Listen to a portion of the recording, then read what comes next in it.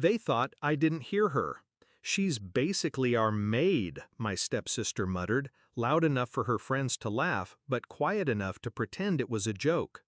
I stood in the kitchen doorway, a sponge still dripping in my hand, my jaw locked so tightly I thought my teeth might crack.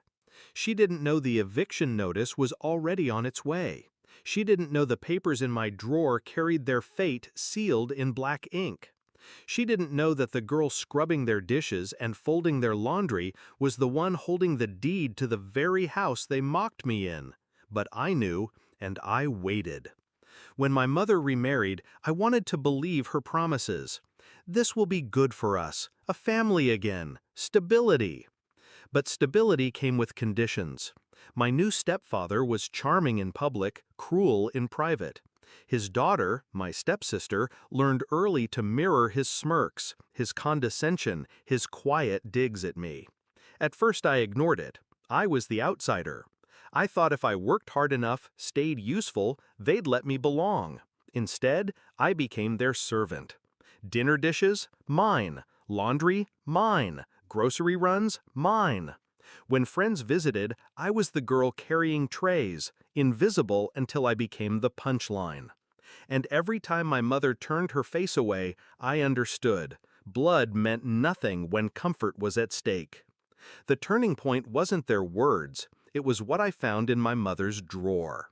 One afternoon, while searching for a receipt, I saw the paperwork, legal documents showing she and her husband were drowning in debt. Mortgages stacked on mortgages, overdue notices hidden under junk mail. The house wasn't theirs, not really. It was a sinking ship they were desperately trying to keep afloat. And that's when I understood. They needed me more than I ever needed them. My job, my savings, the inheritance my father left me, they'd quietly leaned on it for years. They dressed it up as family support, but it was dependence disguised as love. I didn't yell, I didn't confront. That would have given them power. Instead, I played along. I kept scrubbing, folding, smiling. I let them believe I was beneath them, even as I spoke with lawyers, even as I bought their mortgage debt in silence. Step by step, I positioned myself where they least expected, above them. I became their creditor, their landlord, the silent owner of every brick and nail in the home where they sneered at me. It wasn't difficult. Desperation blinds people. I paid off the debt collectors they feared. I signed the papers under a trust they'd never trace to me.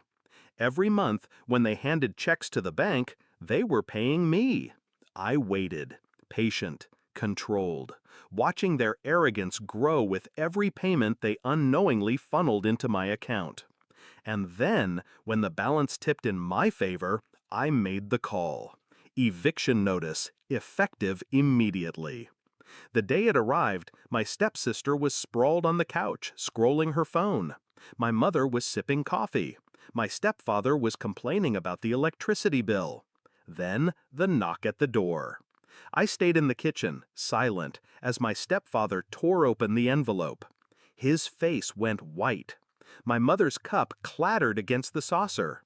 My stepsister frowned, confused. "Evicted?" my mother whispered. "But this is our home." That's when I walked in, slow, deliberate. I took the notice from his hand, read it like it was nothing more than a grocery list, then set it down on the table. "Who owns this place?" my mother asked finally, her voice cracking with disbelief. I met her eyes.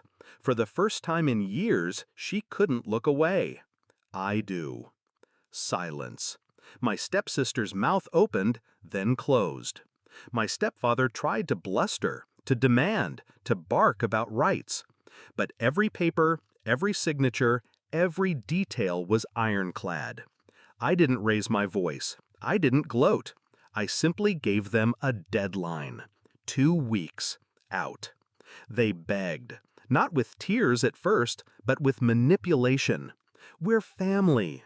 You wouldn't put us on the street. Think of your mother." But I remembered every plate I scrubbed while they laughed. Every insult disguised as a joke. every time my mother chose silence over me. I thought of the girl I used to be, the one who believed love had to be earned with servitude. That girl was gone. So I handed them their boxes, watched as they packed, watched the smirks vanish, replaced by silence heavy enough to choke them. And when the last door shut behind them, I walked through the house alone. My house. No more pretending. No more scrubbing to earn a place. I owned the walls they once mocked me in. I owned the silence they left behind. And for the first time in years, I felt clean. Final reflection. Revenge isn't always loud. Sometimes it's the quietest thing in the world, the sound of keys turning in a lock that only you control. They called me their maid, but in the end, I was their master.